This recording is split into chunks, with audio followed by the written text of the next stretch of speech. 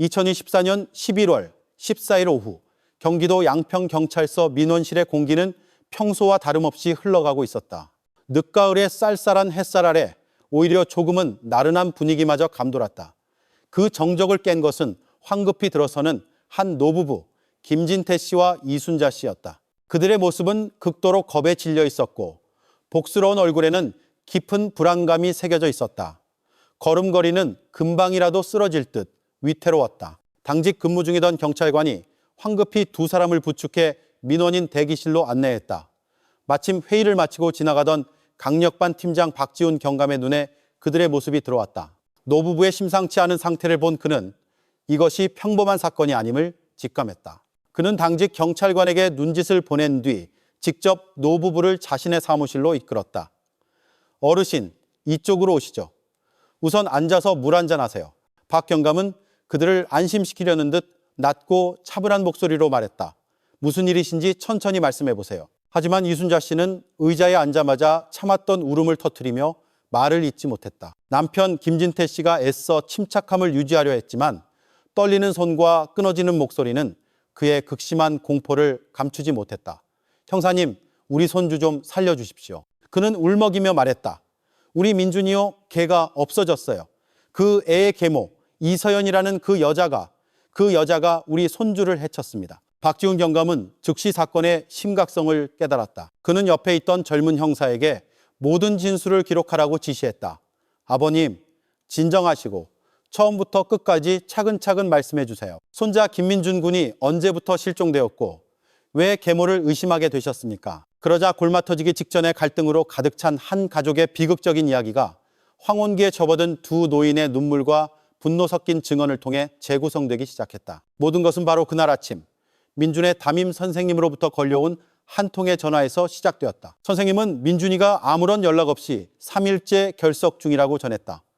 불길한 예감에 휩싸인 노부부는 급히 손자에게 전화를 걸었지만 받지 않았다. 며느리인 이서연에게 전화하자 그녀는 소름 끼칠 정도로 태연한 목소리로 대답했다. 최신 스마트폰을 사주지 않아 민준이가 홧김에 친구들과 놀러 집을 나갔다는 것이었다. 거짓말입니다. 김진태 씨는 분노에 차 떨리는 목소리로 테이블을 가볍게 내리쳤다. 우리 손주는 저희가 어릴 때부터 키워서 잘 압니다. 절대 그런 걸로 말썽 피울 아이가 아니에요. 뭔가 이상하다는 생각에 저희 부부는 곧장 그 애들 집으로 달려갔습니다. 형사님, 저희가 도착했을 때 이서연은 거실 소파에 앉아 태연이 TV를 보며 손톱 손질을 하고 있더군요. 저희를 보고도 표정 하나 변하지 않고 민준이가 집을 나갔다는 말만 앵무새처럼 반복했습니다. 경찰에 신고는 했냐고 물으니 오히려 뭘 그런 걸로 유난을 떠냐며 화를 내더군요. 의부사들이 사흘이나 사라졌는데 친엄마가 아니더라도 어떻게 그렇게 무심하고 냉정할 수가 있겠습니까? 이게 정상적인 반응인가요, 형사님? 박지훈 경감은 굳은 표정으로 잠자코 듣고 있었다. 그의 미간은 점점 더 좁혀졌다. 그가 물었다. 이 일 외에 평소 민준 군과 계모의 관계는 어땠습니까? 그 질문은 마치 노부부가 오랫동안 억눌러 왔던 울분의 방아쇠를 당긴 것 같았다. 그들은 자신들 가족의 모든 비극을 털어놓았다. 5년 전 사고로 세상을 떠난 첫째 며느리에 대한 이야기, 그로 인해 아들 김영호가 얼마나 깊은 절망에 빠졌었는지, 그리고 3년 후 이서연과 재혼을 결심했던 과정까지 모두 이야기했다. 우리 아들이 원래는 아주 건강했어요.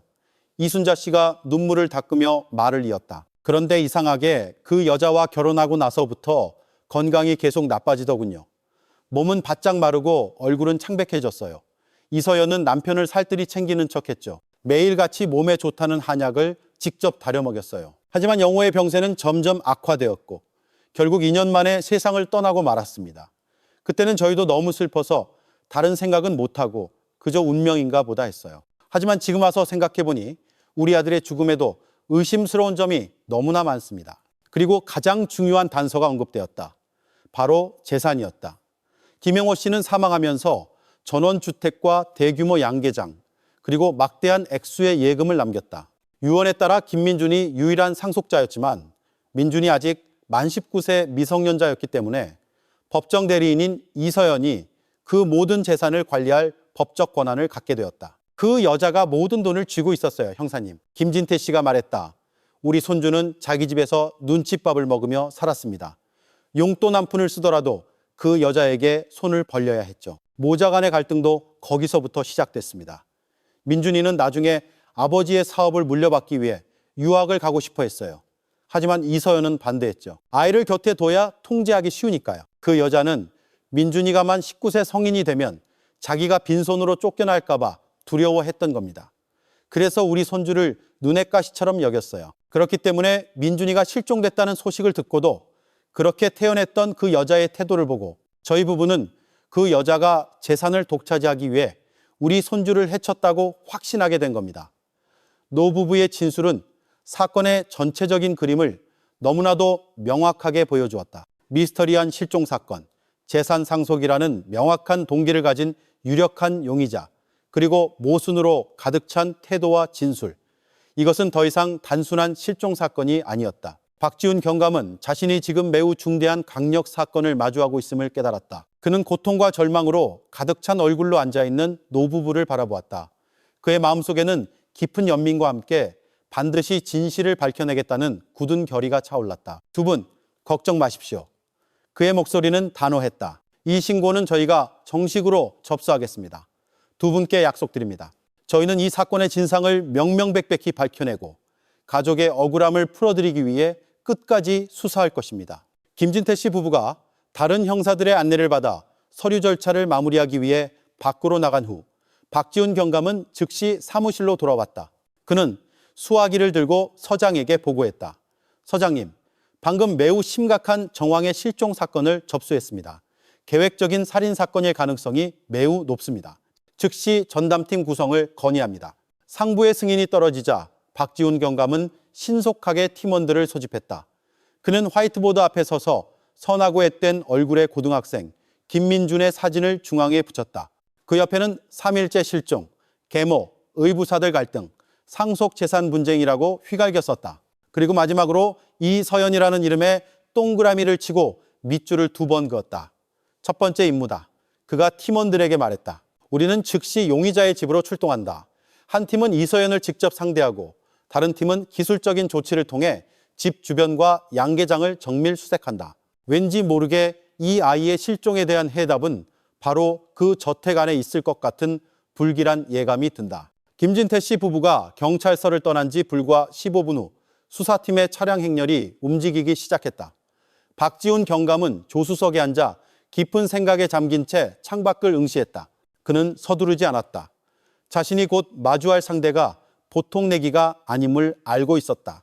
의부사들의 실종을 3일 동안이나 태연하게 숨기고 가족과 학교에 천연덕스럽게 거짓말을 할 수 있는 여자라면 분명 강철 같은 신경과 무서운 계산 능력을 가졌을 것이다. 이번 대결은 치열한 두뇌 싸움이 될 것이었다. 경찰차가 전원주택 단지로 접어들었을 때 이서연은 마치 이 방문을 예상했다는 듯이 문 앞에 나와 기다리고 있었다. 그녀는 고급스러운 검은색 실크 원피스로 갈아입고 피로나 당황의 흔적을 감추기 위해 꼼꼼하지만 옅은 화장을 한 상태였다. 40대라고는 믿기지 않는 그녀의 날카로운 아름다움은 여유로운 태도와 어우러져 형언하기 힘든 위압감을 자아냈다. 그녀는 박지훈 경감이 차에서 내리자 정중하게 미소 지었다. 어서 오세요, 형사님들. 그녀의 목소리는 꿀처럼 달콤했다. 집으로 들어오시죠. 시부모님께서 일을 이렇게 크게 만드실 줄 알았어요. 두 분 다 연세가 많으셔서 걱정이 지나치시거든요. 별일 아니니 걱정 마세요. 박지훈 경감은 그 인사에 대답하는 대신 가볍게 고개를 끄덕이고 팀원들과 함께 안으로 들어갔다. 저택의 거실은 고가의 가구와 예술 작품들로 화려하게 꾸며져 있었지만 가족의 온기는 전혀 느껴지지 않는 차가운 공간이었다. 앉으시죠. 박 경감이 맞은편 소파를 가리키며 말했다. 김민준 군의 부재와 관련하여 몇 가지 확인할 사항이 있어 왔습니다. 신고에 따르면 민준 군이 3일째 집에 돌아오지 않고 있다고 들었습니다. 정확히 무슨 일이 있었는지 말씀해 주시겠습니까? 이서연은 피곤하고 속상하다는 듯이 한숨을 내쉬었다. 그녀는 미리 준비해둔 이야기를 시작했다. 이번에는 훨씬 더 구체적이고 감정이 실려 있었다. 그녀는 민준이가 최근 학업에 소홀해졌고 몇백만 원이나 하는 최신 스마트폰을 사달라고 졸랐다고 말했다. 아들이 공부에 집중하길 바라는 마음에 거절했더니 두 사람 사이에 말다툼이 벌어졌다는 것이었다. 아이가 지금 한창 사춘기인데다 일찍 부모의 사랑을 받지 못해서 감정 기복이 심해요. 그녀는 눈시울을 살짝 붉히며 말했다. 제가 몇 마디 야단쳤더니 아이가 자존심이 상했는지 버럭 화를 내고 나가버렸어요. 저도 걱정은 되지만 며칠 친구들이랑 놀다 보면 들어오겠거니 생각했어요. 그나 이때 아이들이 다 그렇지 않나요? 아이 방을 보니 옷까지 몇 개를 챙긴 배낭도 있더라고요. 아마 미리 계획했던 것 같아요. 말을 마친 그녀는 가사도우미에게 눈짓해 스포츠 배낭 하나를 가져오게 했다. 안에는 정말로 몇 벌의 옷과 개인 소지품이 들어있었다. 이서연의 연기는 거의 완벽했지만 박지훈 경감은 그 눈물에 흔들리지 않았다. 그는 자기 앞에서 연기하고 있는 여자의 눈을 똑바로 쳐다보았다. 민중군이 스마트폰 때문에 집을 나갔다고 하셨는데 저희가 알기로 민중군은 막대한 재산의 유일한 상속자입니다. 몇백만 원짜리 스마트폰이 정말 집을 나갈 만큼 큰 문제였을까요? 이서연은 순간 당황했지만 금세 평정을 되찾았다. 돈은 아버지가 남긴 것이지만 제가 법정 대리인입니다. 저는 아이에게 돈을 올바르게 쓰는 법을 가르칠 책임이 있어요. 원하는 걸 다 해줄 수는 없죠. 돈 문제 때문에 저희 모자 사이에 갈등이 잦았던 것도 사실이에요. 그럼 민중군의 친구들에게는 연락해 보셨습니까? 박 경감이 이어서 물었다. 아이가 평소에 누구와 어울리는지 알고 계십니까? 저는 잘 모르겠네요. 이서연은 머뭇거렸다. 아이가 친구들 얘기를 저한테는 잘 안 해서요. 거짓말에 균열이 보이기 시작했다. 아무리 사이가 좋지 않은 계모라 할지라도 아이의 교우 관계에 대해 전혀 모른다는 것은 상식적으로 납득하기 어려웠다. 대화 내내 이서연은 단 한 번도 김민준의 안위에 대해 진심으로 걱정하는 기색을 보이지 않았다. 그녀는 오직 반항적인 아이와 불쌍하고 무력한 계모의 이미지를 만들어내는 데에만 집중하고 있었다. 박지훈 경감이 이서연과 팽팽한 심리전을 벌이는 동안 다른 수사팀들은 각자의 임무를 시작했다. 한 팀은 김민준의 방으로 들어갔다. 방은 크지 않았지만 깔끔하게 정돈되어 있었다. 배낭 하나가 사라지고 옷장에 뒤진 흔적이 있는 것은 사실이었다. 하지만 형사들은 다른 이상한 점들에 주목했다. 민준의 책상 위에는 노트북과 충전기가 그대로 놓여 있었다.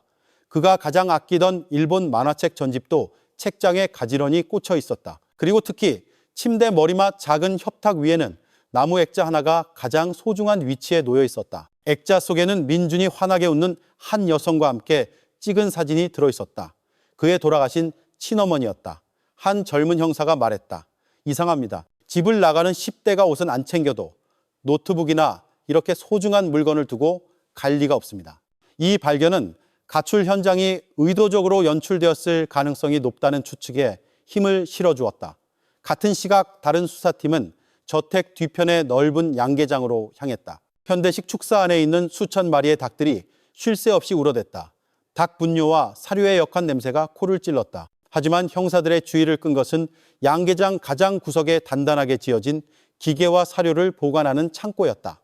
그들이 가까이 다가가자 이상한 냄새가 코를 찔렀다. 락스와 같은 공업용 세척제의 자극적이고 강한 냄새였다. 화학약품 냄새는 너무 강해서 양계장의 악취를 거의 다 덮어버릴 정도였다. 하지만 그 속에서 화학약품 냄새를 뚫고 희미하게 새어나오는 또 다른 냄새가 있는 것 같았다. 역겹고 비릿하며 메스꺼울 정도로 달콤한 형언할 수 없는 냄새였다.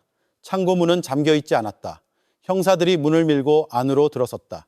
꽤 넓은 공간 안에는 몇 대의 농업용 기계가 놓여 있었다.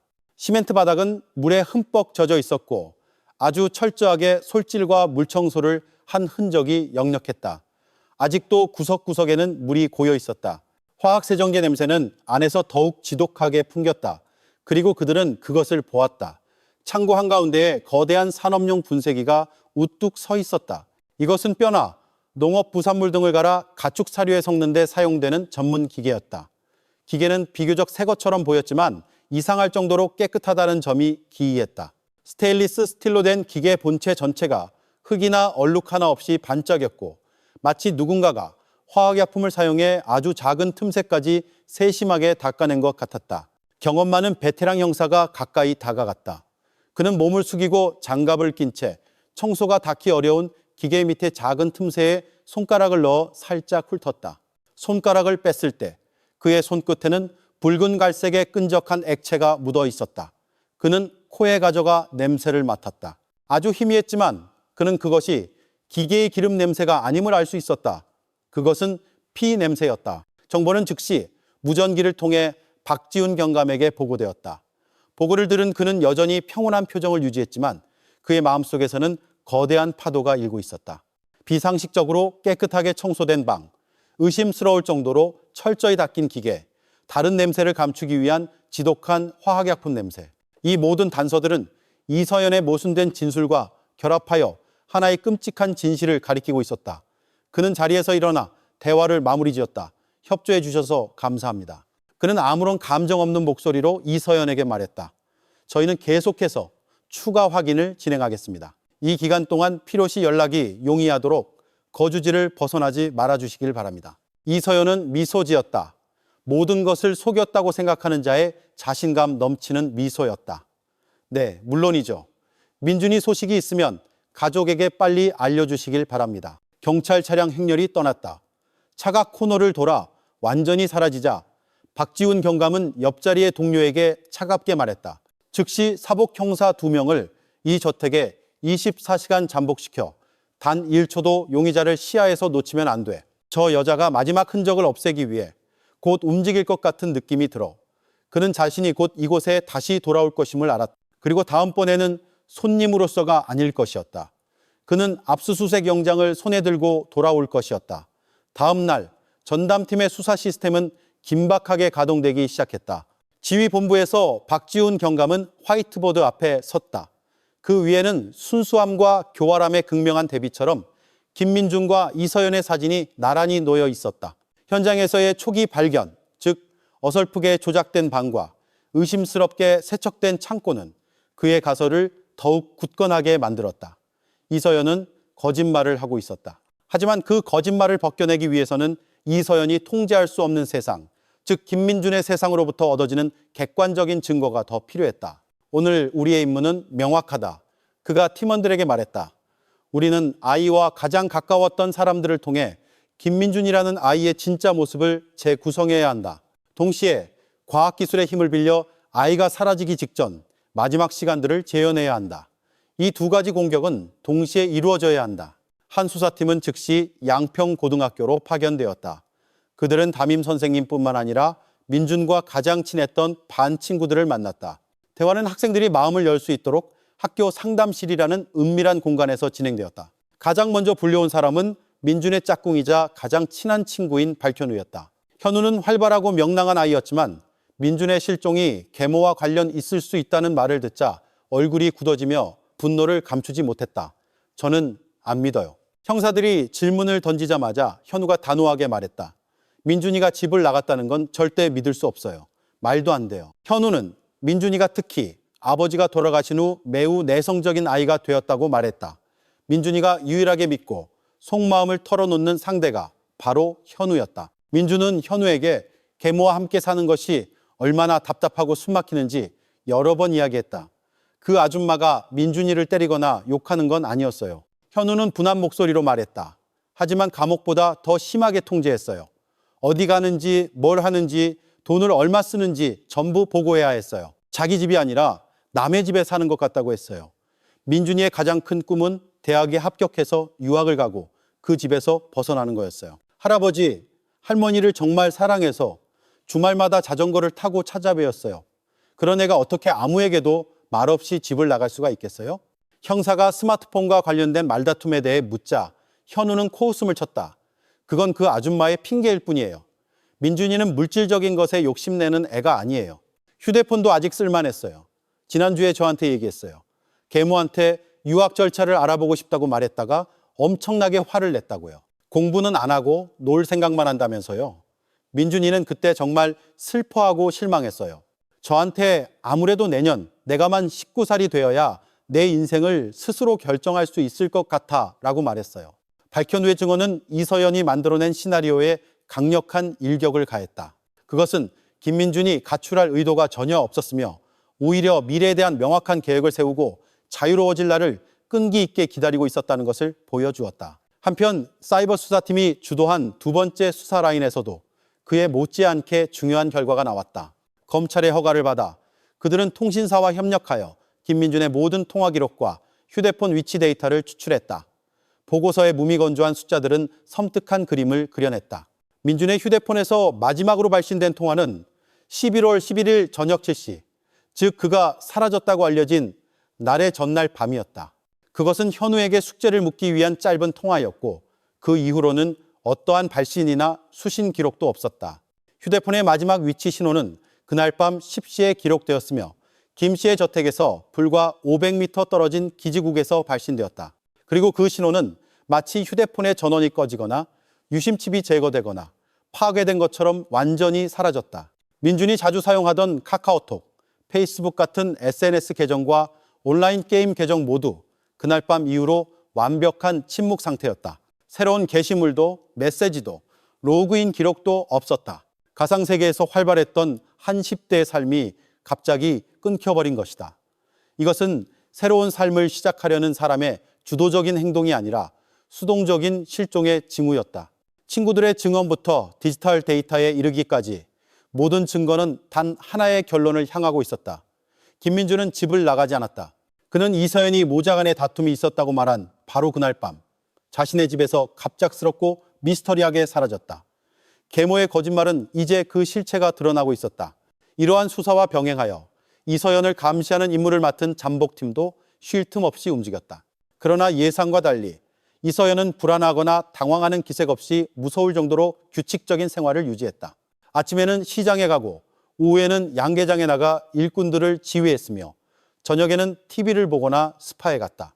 그녀는 실종된 아들을 걱정하는 어머니의 모습이 아니라 인생을 즐기는 부유하고 여유로운 안주인의 모습이었다.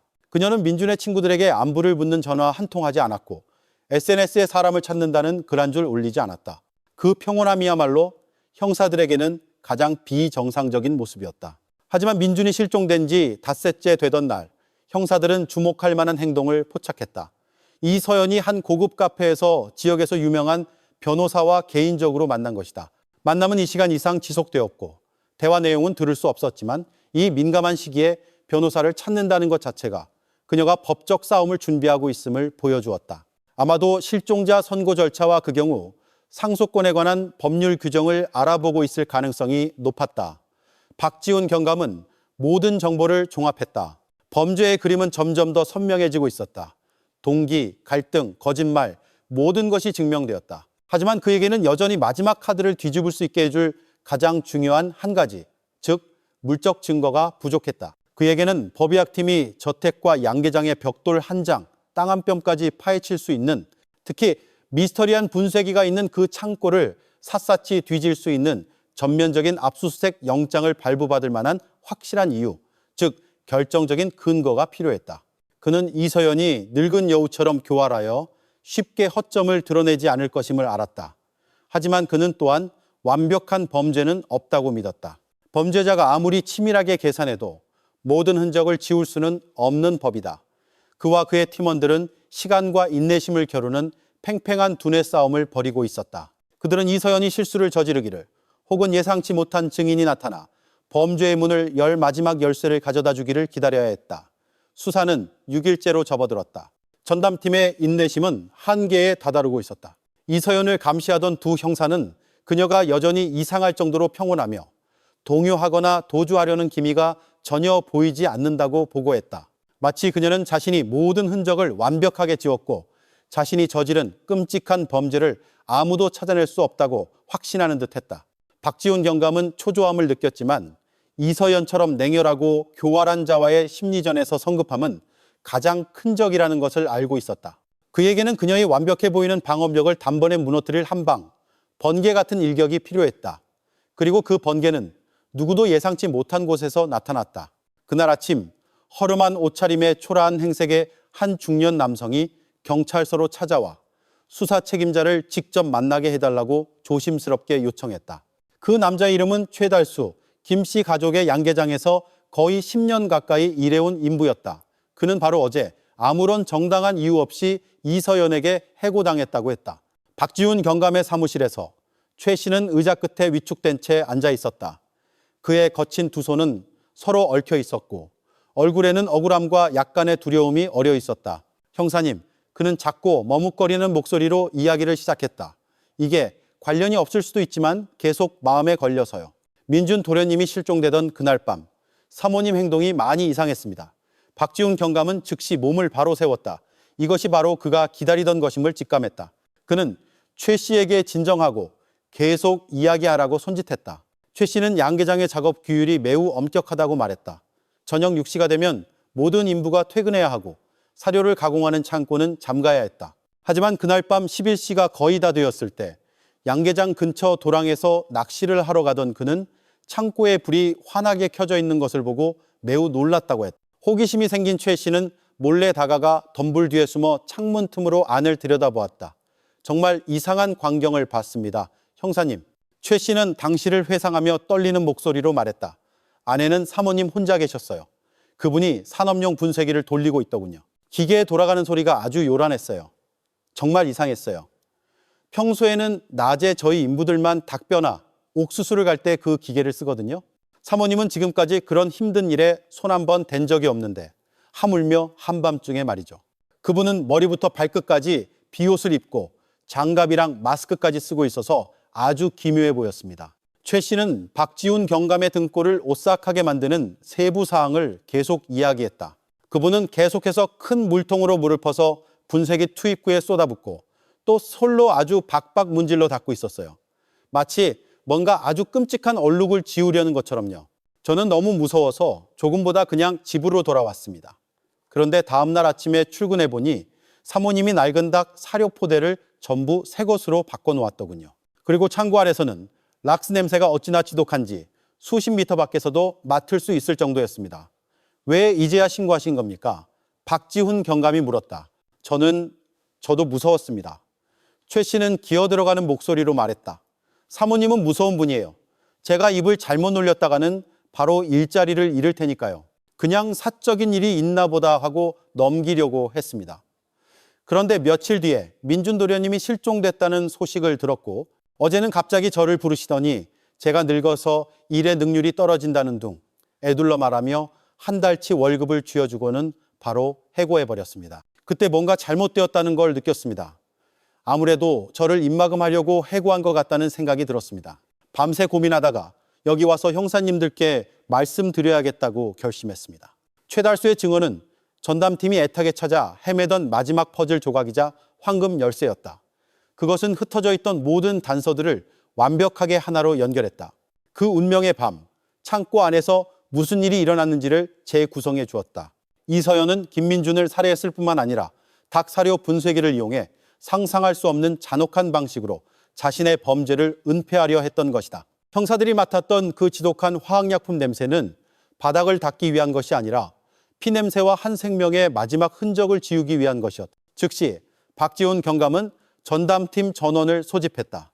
그는 새로운 증인의 진술을 브리핑하고 재산 갈등, 거짓 진술, 휴대폰 데이터, 조작된 현장, 변호사 접견 등 지금까지 수집된 모든 증거와 결합했다. 우리는 충분한 근거를 확보했다. 그는 단호하고 확신에 찬 목소리로 결론 내렸다. 용의자가 피해자, 실종 당일 밤 현장에서 의심스러운 은폐 행위를 한 것을 직접 목격한 증인이 있다. 명확한 동기도 있다.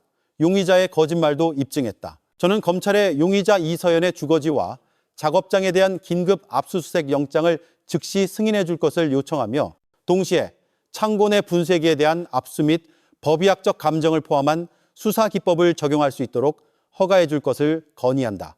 건의 보고서는 신속하게 작성되었다. 박지훈 경감은 직접 서류를 들고 검찰청으로 향했다. 날카로운 논리와 빈틈없이 연결된 일련의 증거 앞에서 군 검찰청장은 서류를 신중하게 검토한 후 조금의 망설임도 없이 압수수색 영장에 서명했다. 그 운명의 종이는 이제 박지훈 경감의 손에 쥐어졌다. 그것은 단순한 법적 문서가 아니었다. 그것은 정의의 무기였고 이서연이 필사적으로 감추려 했던 지옥의 문을 활짝 열 열쇠였다. 그날 오후 양평경찰서 마당에는 대규모 인력이 집결했다. 강력반 형사들뿐만 아니라 경찰 특공대의 지원 병력, 그리고 가장 중요한 각종 전문 장비가 담긴 가방을 든 도경찰청 과학수사대 감식팀까지 합류했다. 박지훈 경감은 대열 앞에 서서 엄숙하고 결연한 표정으로 말했다. 전 대원 주목. 그의 목소리가 크고 힘차게 울려 퍼졌다. 오늘 우리의 목표는 단순한 집이 아니라 극악무도한 살인사건 현장이다. 우리의 임무는 땅 한 뼘, 집 한 구석까지 샅샅이 뒤져 가장 작은 단서 하나도 놓치지 않는 것이다.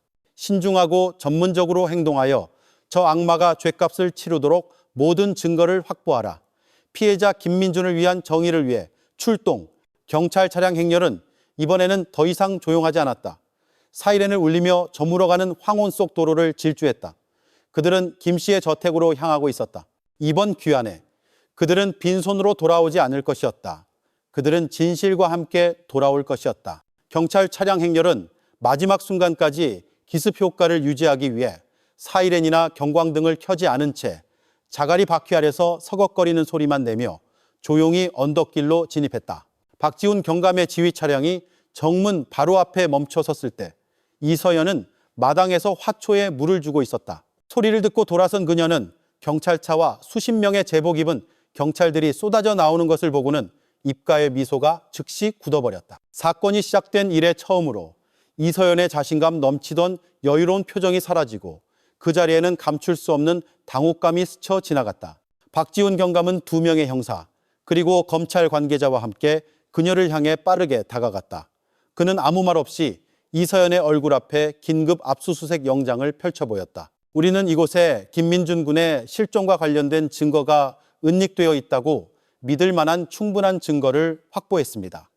그는 차갑고 단호한 목소리로 말했다. 수사기관에 협조해 주시기 바랍니다. 이서연은 영장에 찍힌 붉은 직인과 서명을 뚫어지게 쳐다보았다. 그녀의 얼굴은 새하얗게 질려 있었다. 그녀는 자신의 연극이 이제 막을 내려야 할 때가 왔음을, 이제 어떤 저항도 무의미하다는 것을 알았다. 그녀는 조용히 몇 걸음 물러서며 한때 자신의 난공불락 왕국이라 여겼던 공간으로 수사 인력이 쏟아져 들어오는 것을 그저 지켜볼 뿐이었다. 압수수색은 체계적이고 조직적으로 진행되었다. 박지훈 경감은 신속하게 인력을 배치했다. 이서연과 집안의 모든 가사도우미는 거실에 모이도록 지시받았고 2명의 여영사가 그들이 외부와 연락하거나 업무를 방해하지 못하도록 철저히 감시했다. 다른 팀들은 각지로 흩어졌다. 한 팀은 저택 본관 전체를 수색했고 다른 팀은 정원과 부속 건물들을 샅샅이 뒤졌다. 그리고 가장 중요한 팀, 즉 박지훈 경감이 직접 지휘하는 과학수사대 최정예 감식팀은 주 목표물인 양계장 끝에 있는 사료가공 창고로 직행했다. 창고 문이 활짝 열리자 지독한 화학 세정제 냄새가 다시 한번 모두의 코를 찔렀다. 하지만 이번에 법의학팀은 만반의 준비를 갖추고 있었다. 그들은 머리부터 발끝까지 방호복을 입고 특수 마스크를 착용한 채 업무를 시작했다. 창고는 즉시 봉쇄되어 엄격하게 보호되는 현장으로 변했다. 그들은 어떤 사소한 단서도 놓치지 않았다. 시멘트 바닥은 깨끗이 닦여 있었지만 분석을 위해 샘플을 채취했다. 배수구도 해체되어 내부의 찌꺼기까지 조심스럽게 수거되었다. 창고 뒤 쓰레기통에서는 수십 개의 대용량 락스병과 소리 심하게 닳아버린 새솔들이 발견되었다. 이 모든 것은 무언가 매우 더럽고 끔찍한 것을 지우기 위한 비상한 노력이 있었음을 보여주었다. 하지만 압수수색의 핵심은 방 한가운데에 우뚝 서 있는 산업용 분쇄기였다. 겉보기에는 완벽하게 반짝였다. 그러나 법의학 전문가들의 눈에는 그 깨끗함이야말로 가장 비정상적인 신호였다. 작업 시작. 감식팀장이 명령했다. 고출력 조명이 설치되어 기계의 구석구석을 환하게 비췄다. 감식팀은 특수 장비를 사용하기 시작했다. 먼저 자외선 UV 라이트였다. 보랏빛 희미한 불빛 아래 육안으로는 보이지 않던 흔적들이 드러나기 시작했다. 분쇄기 뒤쪽 벽과 바로 위천장에 희미하게 번진 자국들이 형광 반응을 보이며 나타났다. 그것은 기계 작동 중 튄피를 닦아낸 혈흔일 가능성이 높았다. 그 모든 위치는 표시되고 사진으로 기록되었다. 다음으로 그들은 그 죽음의 기계 자체를 해부하기 시작했다. 분쇄기의 각 부품이 조심스럽게 분해되었다. 보호덮개, 원료 투입구, 그리고 가장 중요한 내부의 날카로운 강철 칼날 뭉치까지. 작업은 극도의 정밀함과 인내심을 요구했다. 그들은 모든 틈새와 나사못 하나하나를 살폈고 마침내 첫 번째 흔적들을 발견하기 시작했다. 발견했습니다. 한 젊은 감식 요원이 긴장된 목소리로 외쳤다. 그는 칼날의 회전축 부분을 가리키고 있었다. 그곳은 청소하기 매우 어려운 위치였다. 칼날 표면은 깨끗이 닦였지만 금속 부품들이 서로 맞물리는 연결부에는 검붉은색의 얇은 오염물질층이 남아 있었다. 멸균된 면봉이 조심스럽게 삽입되어 샘플을 채취했다. 면봉은 즉시 붉은 갈색으로 변했다. 그러나 결정적인 발견, 모두를 숨죽이게 한 발견은 기계의 필터망 아래에서 나왔다. 이 망은 너무 큰 물질이 아래로 빠져나가는 것을 막는 역할을 했다. 이 역시 세척되었지만 구석에 숨겨진 작은 망사 구멍에 무언가가 여전히 끼어 있었다. 20년 이상의 경력을 가진 감식팀장은 특수 집게를 사용해 조심스럽게 그 물체를 집어내 멸균 패트리 접시에 올려놓았다. 모두가 고개를 숙여 들여다보았다. 그것은 머리카락 한 올이었다. 몇 센티미터 길이의 검은 머리카락이 마치 갈린 살점처럼 보이는 상아색의 아주 작은 조직 조각에 단단히 엉켜 있었다. 창고 전체에 침묵이 흘렀다. DNA 감정 결과가 나오기 전이었지만 그곳에 있는 모든 사람들은 자신들이 무엇을 찾았는지 마음속으로 알고 있었다. 그들은 김민준의 남은 흔적을 찾은 것이다. 그들은 상상조차 할 수 없는 시신 유기행위의 증거를 찾아낸 것이었다. 박지훈 경감은 그 자리에 서서 두 주먹을 하얗게 질릴 정도로 꽉 쥐었다. 그의 마음속에는 참을 수 없는 분노가 치밀어 올랐다. 그는 바로 이 장소에서 벌어졌을 끔찍한 광경을 상상할 수 있었다. 살해당한 소년 김민준이 잔혹한 계모에 의해 이곳으로 끌려와 이 기계에 의해 그는 더 이상 생각하고 싶지 않았다. 그는 몸을 돌려 창고 밖으로 빠르게 걸어나갔다. 밖에서 쉴 새 없이 울어대는 닭 울음소리를 뚫고 그의 무전기 목소리가 차갑고 단호하게 울려 퍼졌다. 본관 수사팀 주목. 용의자 이서연, 현 시간부로 체포하여 서로 압송하라. 즉시 이서연이 두 여영사에게 이끌려 거실 밖으로 나올 때 그녀는 더 이상 우아하고 고귀한 모습을 유지하지 못했다. 평온함의 가면은 산산조각 나고 공포와 분노로 일그러진 얼굴이 드러났다. 그녀는 소리치거나 저항하지 않고 조용히 걸었다.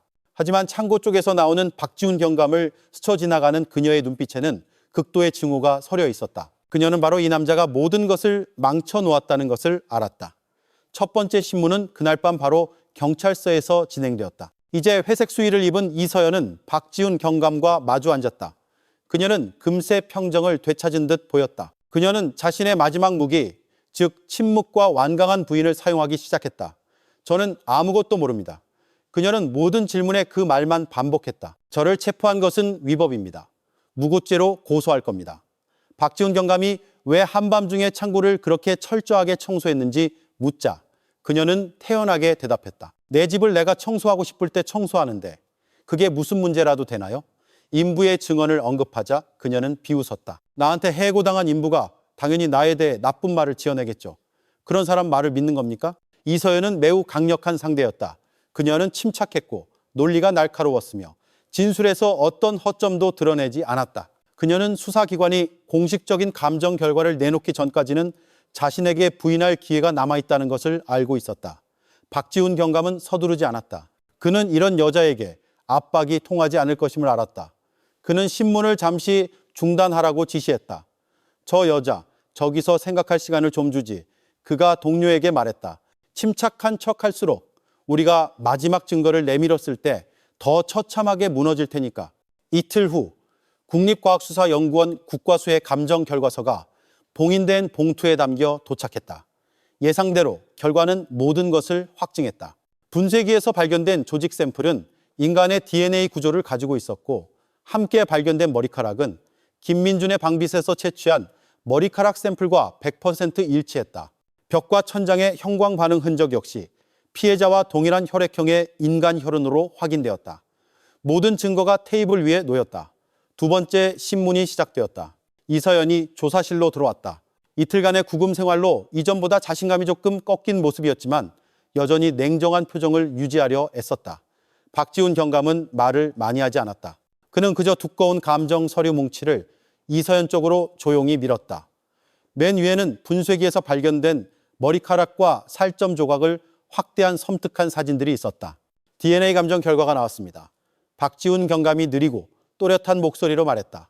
이 머리카락은 김민준 군의 것입니다. 이 살점도 김민준 군의 것이고 벽에 묻은 혈흔도 김민준 군의 것입니다. 이제 더 할 말이 있습니까? 이서연은 그 사진들을 뚫어지게 쳐다보았다. 그녀의 입술이 떨리기 시작했다. 지난 며칠간 그녀가 필사적으로 쌓아 올렸던 견고한 방어벽에 마침내 첫 균열이 생겼다. 그녀는 모든 부인이 이제 무의미하다는 것을 알았다. 저는 고의가 아니었어요. 그녀는 더듬거리기 시작했다. 마지막 어설픈 거짓말이었다. 그냥 밀쳤을 뿐이에요. 애가 스스로 기계의 머리를 부딪혀서 죽은 거예요. 그만! 박지훈 경감이 책상을 내리쳤다. 그의 목소리가 처음으로 날카로워졌다. 더 이상 연기하지 마. 당신의 모든 죄를 자백해. 민준이를 어떻게 죽였고 왜 그렇게 잔인한 짓을 저질렀는지 전부 말하라고. 그의 외침은 이서연의 거짓된 강인함을 완전히 박살내는 마지막 망치질과 같았다. 그녀는 책상 위로 머리를 숙이고 두 어깨를 심하게 떨었다. 그리고 이내 터져나온 울음소리, 분하고 억울하며 공포에 찬 절규가 조사실을 가득 메웠다. 가면이 벗겨진 악마는 마침내 비겁하고 나약한 인간의 본 모습을 드러내고 말았다. 그 후 몇 시간 동안 이서연은 모든 것을 자백했다. 그녀의 자백은 소름 끼칠 정도로 치밀하고 냉정하게 계산된 일련의 행위였다. 갈등은 유학 문제로 인한 말다툼 이후 정점에 달했다. 그날 밤 그녀는 화해하는 척하며 민준이 좋아하는 삼계탕을 직접 끓여주었다. 하지만 그 삼계탕에 다량의 강력한 수면제를 넣었다. 식사를 마친 민준은 깊은 잠에 빠져 아무것도 모르는 상태가 되었다. 그 틈을 타 이서연은 베개로 민준의 얼굴을 강하게 눌러 숨을 끊었다. 범행 후 그녀는 전혀 당황하지 않았다. 그녀는 민준의 시신을 미리 모든 것을 준비해둔 창고로 끌고 갔다. 그리고 그곳에서 닭 사료 분쇄기를 이용해 시신을 훼손하고 유기하는 가장 끔찍한 행위를 저질렀다. 그렇게 하면 이 세상 누구도 김민준의 흔적을 찾지 못할 것이라고 생각했다.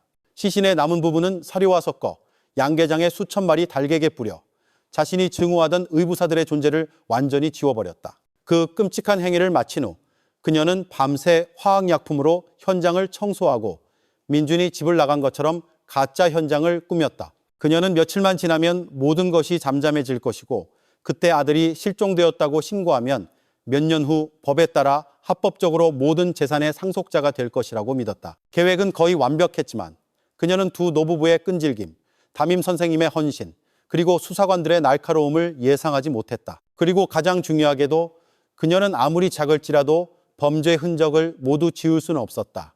자백이 끝나자 조사실은 숨막히는 침묵에 잠겼다. 형사들은 고개를 숙인 채 울고 있는 여자를 바라보았다. 그들의 마음속에는 동정심이라고는 조금도 없었고 오직 극도의 혐오감만이 가득했다. 돈 때문에, 탐욕 때문에 한 인간이 인간성의 모든 한계를 짓밟을 정도로 잔인해질 수 있었다. 계모 아들 분쇄기 살인 사건은 대한민국 전역에 끔찍한 충격을 안겨주었다. 탐욕의 규모와 범죄의 잔혹성은 여론을 경악하게 했다. 이서연에 대한 재판은 언론과 수백 명의 시민들의 특별한 관심을 끌었다. 법정에서 이서연은 더 이상 울지 않았다. 그녀는 그저 텅 빈 눈으로 조용히 앉아 있을 뿐이었다. 반박할 수 없는 증거와 자신의 자백 앞에서 그녀는 어떠한 변명도 하지 않았다. 최종 판결이 내려졌다. 재산 탈취를 목적으로 사전에 계획된 잔혹한 방식으로 저지른 살인죄에 대해 이서연은 법정 최고형인 사형을 선고받았다. 판결은 침묵 속에서 선고되었다. 박수 소리도 울음소리도 없었다. 오직 법정 전체를 뒤덮은 깊은 슬픔과 혐오감뿐이었다. 정의는 실현되었지만 이 범죄가 남긴 상처는 결코 아물 수 없을 것이었다. 사건은 종결되었고 김 씨의 저택은 아무도 살지 않는 폐가가 되었다. 비극적인 손자의 장례를 마친 김 씨 부부도 그 모든 재산을 처분하고 대부분의 돈을 자선단체에 기부했다. 그들은 너무나 많은 비극과 피로 물든 장소를 간직하고 싶지 않았다. 이서연의 이야기는 돈에 의해 인간이 얼마나 타락할 수 있는지에 대한 소름 끼치는 경고가 되었다. 그것은 아름다운 여성과 잔인한 악마 사이의 경계가 때로는 무서울 정도로 얇다는 것을 보여주었다. 하지만 모든 것이 끝난 것처럼 보였을 때 많은 사람들의 마음속에, 특히 박지훈 경감의 수사 파일 속에는 여전히 풀리지 않은 마지막 질문이 남아 있었다. 그것은 불행한 남편이자 아버지였던 김영호 씨의 죽음에 관한 것이었다. 그는 이서연과 결혼한 지 불과 2년 만에 급격한 건강 악화로 인한 병으로 사망했다. 원래 건강했던 남자가 왜 그렇게 갑작스럽게 세상을 떠났을까? 그것이 정말 운명이었을까? 아니면 그것 또한 이 잔혹한 두 번째 아내가 사전에 계획한 재산 탈취 계획의 일부였을까? 이서연이 매일 남편에게 정성껏 다려주던 그 한약이 정말 보약이었을까? 아니면 흔적을 남기지 않고 서서히 피해자를 죽이는 독약이었을까? 법은 증거를 필요로 하고 김영호 씨가 이미 오래전에 매장된 이상 증거를 찾는 것은 거의 불가능했다. 만약 그 범죄가 존재했다면 그것은 아마도 이서연과 함께 영원히 묻힐 비밀이 될 것이다. 사건은 끝났지만 그것은 의문으로 가득 찬 열린 결말을 남겼다. 때로는 가장 끔찍한 진실이야말로 우리가 결코 알 수 없는 것이라는 사실을 상기시키면서